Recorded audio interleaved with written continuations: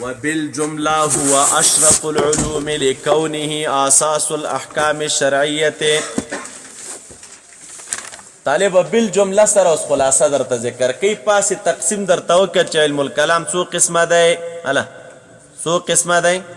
دوه قسمه یو علم الکلام د متقدمینو بل علم الکلام د چاو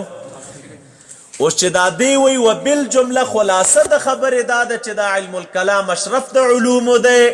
نو غرض د شارح رحمت الله علیه په دغه عبارت سره طالب رد دی په بعضو فرقو باندې په چا باندې رد دی په بعضې فرقو باندې دا بعضې فرق را لګېږي دوی په شارح دلته یو اعتراض کړی دی هغه اعتراض دا دی وایي تا مخکې د علم الکلام مدحه وکړه صفت دې ورته وکړه چې علم الکلام داسې علم دی او دا دی او دا دی او دا دی اوس قانون دا دی چې په ما باندې دغه مدحه او دغه صفت دا بهتري د دغې فن رایسته تصنیف شو که نه بعدو کې مونږ وویلي څو اعتراض و دوه یو اعتراض په ماتن او بل په چو او دوه اعتراضونه د ترجیح بلا مرجح نو د چې دغه اعتراض نه جواب کوو نو خلاصه د جواب څه شی وه وایي دا فن اشرف نو ځکه زه راولګېدم څه شی مې پکې وکړه تصنیم مې پکې وکړه نو خلاصه دا راووتله د مخکې ویل چې وبعد فإن مبنع علم الشرائع والاحکام او اساس د قواعدو د عقاید الاسلام نو د دې نه فضیلت د مدح د فن معلومېدله نو قانون ته وګورئ اوس داسې خبره ثابته که چې کله هغه خبرې تا ته ما وکړلې نو فکل ما هو موصوف بالصفتین دا عبارت ولګوي ورسره هر هغه شی چې موصوف په هغې دو صفتونو باندې چې کوم مې مخکې درته ویل چې اساس و مبنا وه دا دوه صفتونه چې په چا کې وي نو هغه خو څه شی وي فهو اشرف العلوم نو هغه اشرف د چا وي نتیجه څه لاسته دا راغلله چې فعلم الکلام اشرف العلوم علم الکلام څه شی دی اشرف العلوم دی خلاصه دا راووتله معترض وایي دا کم اشرفیت د علم چې ته ثابتې او دغه قاعده او قانون دی ورته ویلې دا در سره نه منم ولې نه منې معترض صاحب مشکل څه دی وایي زه به در سره معارضه وکړم ما سره دلایل موجود دي په دې باندې معارضه تاسو ویلې ده په مناظرې کې معارضه چاته ویلی کېږي اقامت الدلیل علی خلاف ما اقامت د دلیل دی په خلاف د چا باندې ما قام علیه الخصم ستا خصم یو دلیل پیش کړی دی او ته رالګېږي معارضه کوې نه دغه په خلاف دلیل پیش کوي څه شی کوې طالبه دغه په خلاف باندې دلیل پیش کوي دې ته څه ویلی کېږي معارضه ویلی کېږي نو چې کله مو دا خبر ځان سره یاده کړه نو دی وایي زه معارضه کومه معارضه دا ده که نه څوک یوه دعوه کیني او بل څوک د مدعا نقیض راواخلي او په دلیل سره یې ثابت کړي نو دې ته څه ویلی کېږي تا یوه دعوه ایښې ده چې علم الکلام اشرف العلوم دی یو ځوان داوله کې د دې دعوې نقیض یې راواخیسته ویله که اشرف العلوم نه دی ولې ځکه دا اوس په دلیل سره ثابتوي دې شي ته څه ویلی کېږي معارضه ویلی کېږي نو قانون ته وګورئ دی وایي زه معارضه کوم ولې تا ویلي علم الکلام اشرف العلوم دی زه وایم علم الکلام اشرف العلوم نه دی وجه څه شی ده وایي ځکه د سلفو نه د دې علم الکلام په باره کې طعن موجود دی سلفو پې ردود کړي دي په علم الکلام باندې او د هغې دپاره ډېرې نمونې زموږ او ستاسو مخې ته شته دی خو دوه خبرې به وکړو یوه خبره دا ده ګوره په زمانه د هارون رشید باچا کې د هارون رشید باچا دور مې ابو یوسف صاحب خو قاضي القضات و دی مبارک راننوته یو مجلس کې ناست و دوه کسانو په دې مجلس کې یو خارجي و بل څه شی وه هله معتزلي و دې دواړو په خپل منځ کې سره بحث کو خارجي ویل چې مرتکب د ګناه کبیرې د ایمان نه خارج دی معتزله ویل چې مرتکب د ګناه کبیرې د ایمان نه خارج نه دی بلکې دی څه شی نه کافر دی او نه مسلمان دی منزله بین المنزلتین ثابتوله دوی په دې شي باندې قول کو نه مؤمن دی نه کافر دی امام ابو یوسف رحمه الله چې کله ورننوته دوی ته وکتل چې دوی لګیا او بحث یې کو نو مبارک ویل چې لا ابحث فی ما لا یعنی زه په هغې شي کې بحث نه کوم چې کوم شی مقصود نه وي داسې غیر مقصودي خبرې دي دوی پکې لګیا دي د امام ابو یوسف رحمه الله غوندې هستي را لګېږي څه شی کې ورباندې رد کوي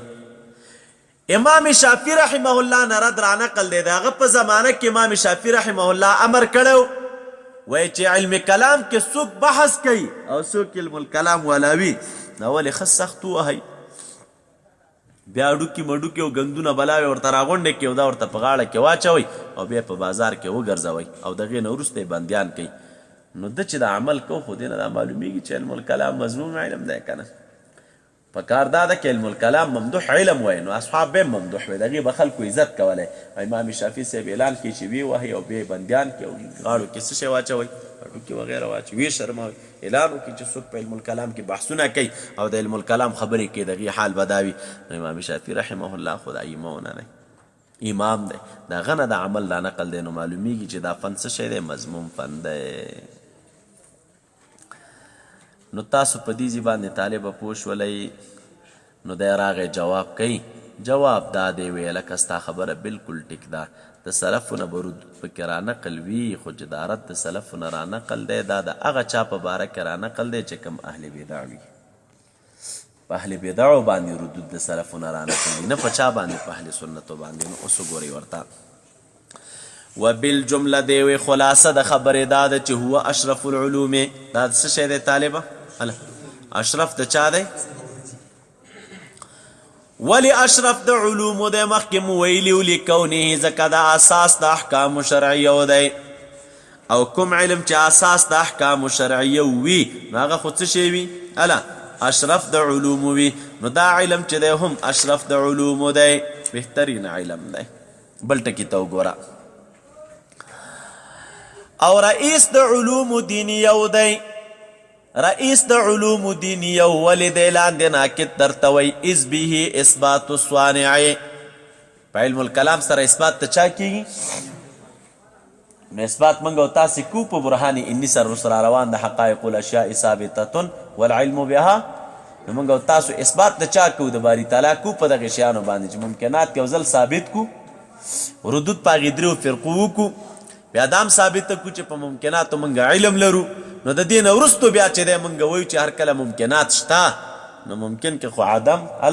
او وجود دواړه سره مساوي وو که نه اصل په ممکن کې عدم دی و چې دې ممکن ته د عدم دا ممکن د عدم نه وجود ته راغی او د دې ممکن وجود ته په عدم ترجیح ورکړلی شوه نو طالب دلته اوس پکار دی دلیل پکار مرجح پکار دی نو مرجح څوک دی دا ترجیح چا ورکړله نو موږ او تاسې به دلته دا خبره زده کړو چې والمرجح هو الله تعالی مرجح ممکن ته چې دی ممکن ته د عدم نه وجود ته ترجیح ورکړی ده نو دا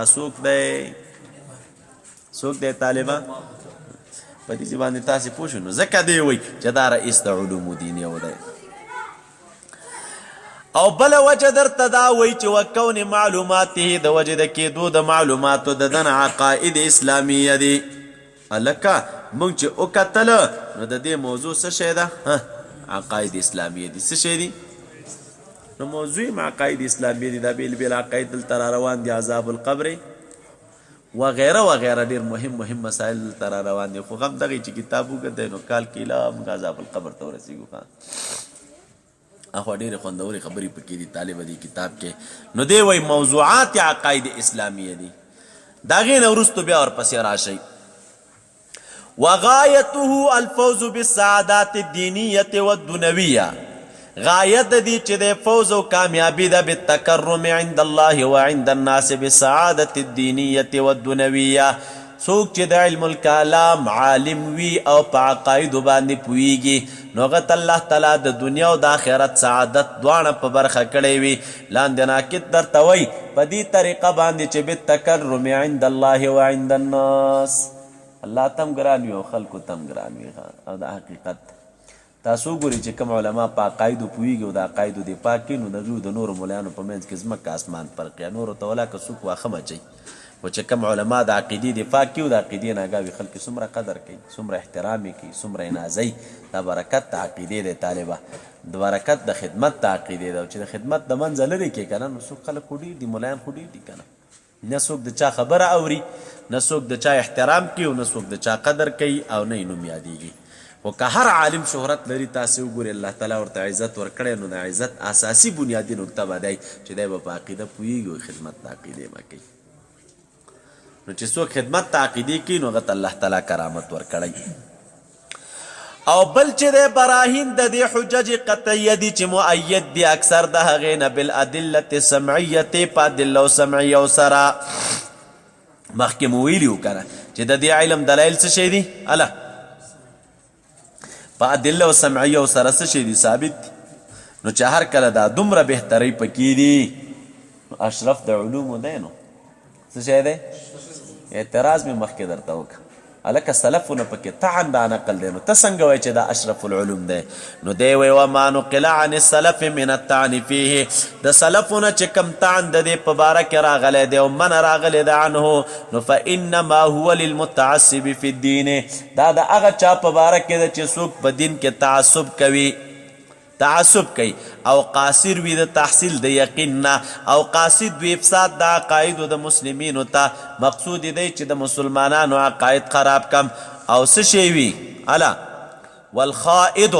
او دین نوتونکی وي فيما لا يفتقر الیه هغه شیانو ته چې انسان ورته احتیاج نه لري من غوامض المتفلسفین د هغه غامضو ډوبو خبرو د فلسفیانو نه کمی چې د فلسفي پټې او ډوبې خبرې دي دی ورنه نوتلی مغې پسې ګرځي مغې کې بحث کي او مغه را پیدا کوي د سلفونه چې طعن دا نقل ده د چا په باره کې را نقل ده د دې خلکو په باره کې را نقل دی والا او که چېرته وایي داسې نشي مناسب نو فکیف یتصور المنع منع به څنګه متصوره شي د سلفونه عما هو اصل الواجبات د هغه څه په باره کې چې هغه اصل د واجباتو دی او هغه څه شی دی اساس د مشروعاتو دی علم الکلام خو او علم العقیده دا خو اساس د چا دی د مشروعاتو دی اساس د چا دی طالبه دې کې خو موږ تاسې عقیده زده کوو که نه خو بهترین کتاب طالب عقیدة الطحاویه ده هغه هم بهترین کتاب دی بهترین کتاب وګورئ په یو ټکي خبر کم چې څوک مو دوکه نه کي عقیدة الطحاویه باندې چې کم شرحه لیکلی شوې ده د ابن عبدالعز دا ځوان ګوره دا پاسې لیکلي چې ابن عبدالعز الحنفي خو دا حنفي نه دی ګوره دا کټاس وابي دی صرف د حنفیت په نوم باندې لګیا دی او پلینې چلیږي تاسو که د ابن عبدالعز شرحه وګورئ چې د کوم شی لیکلی او بیا څه شی وګورئ هله متن وګورئ نو د متن او د متن او د شرح په منځ کې ځمکه اسمان فرق دی څه شی فرق دی پکې طالب دا وابي دی ګوره تاسو ته هغه نمونې به زه در وښیم که کله چېرته پیدا شوه شرحې چې ټکي په ټکي باندې ځای په ځای باندې ولته ما سره دغه هم شته دا د حالات چې لیکلي دي دا کومه شرحه چې ده لیکلې ده د هغې شرحه په ابتدا کې په مقدمه کې دا لیکلي دي چې ابن عبدالعز چې دی دا متاثر او د ابن تیمیه نه خپلې لیکلي دي شارح د چچای حالات لیکلي چې دا وایي د ابن تیمیه نه څه شی متاثره نو چې د ابن تیمیه نه متاثره نو ابن تیمیه خو هغه عقیده نه ده بیان کړې چې کومه عقیده چېرته بیان ده په عقیدة الطحاویه کې بیان ده د هغې ځان ته نظر دی او د دې څه شی دی طالبه زموږ محقق صاحب هم پې دوکه شوی هغه لیکلي وو چې په شرح او عقیدة الطحاویه کې وایي دا خبره شته دی نو ټیک ده چې په هغې کې وه خو ته خو لږ دا وګوره چې دا څوک دی هغه طالب کټاس وابي دی سوچه وابي دی ډېرې خبرې د متن او د شرح سره په خپل منځ کې څه شی دي ټکر دي سره نو خبره مې دا کوله چې د حنفي په نوم دوکه نه شي ښه افغانستان خو عجیبه وطن دی او دا خو غدار خلک دي د دوی د شیګانو مذهب یو شی دی طالبه تقیه د دوی مذهب دی ښه چې کوم ځای کې بس پوهېږي چې یاره دلته اوس په دروغو کامیابېږم دروغ وایي مخکې لاړ شي بیا دروغ وایي مخکې لاړ شي بیا دروغ وایي حالات دې بدلېږي که نه وخت کې ګوره ځان پسې به دومره اوږد لیکلی سلفي بیا چې حالات داسې بدلېږي بله ورځ ګوره حنفي شي حنفیت کې قیسې میسې رواني ها بله ورځ ګوره صاحبه بیا ځان ته دیوبندي وایي نو وي به هماغه غټه رامي خو د دې نه به چا ته راشي طالبه حنفیت ته راشي او د حنفیت نه به بېرته چا ته راشي دیوبندیت ته راشي نو بیا به یې جالۍ خوله په سر کړي یا به یې 2 ګزه 3 ګزه پټکی وهلی نو دغه دی دیوبندي یم نو بیا یې وژنئ څه کوي ورسره وایي دیوبندي یم او سره د دې نه خباست به خپل خوروي یا به وایي حنفي یم نو وژنئ بیا نو څوک نه شي وجلی او خباست په طالبه څه شی خورئ خپل خورئ نو غرض مې په دې خبره کې و چې په دې شیانو دوکه کېږي ما الحنفي غم لیکلی دی ځان ته دلته یې وابي دی غټه بلا د هغه هم ځان ته لیکي حنفي پوخ وابي دی هغه هم حنفي لیکلی نو په دې باندې دا خلک دوکه کوي نو غرض مې دې ټکي کې وه چې دا ردود چې راغلي نو دا په دغې خلکو باندې راغلي دي والا که داسې نه نو څنګه به متصور شي منع د هغه څه نه چې هغه اصل د واجباتو دی او اساس د مشروعاتو دی وعلیکم السلام اورئ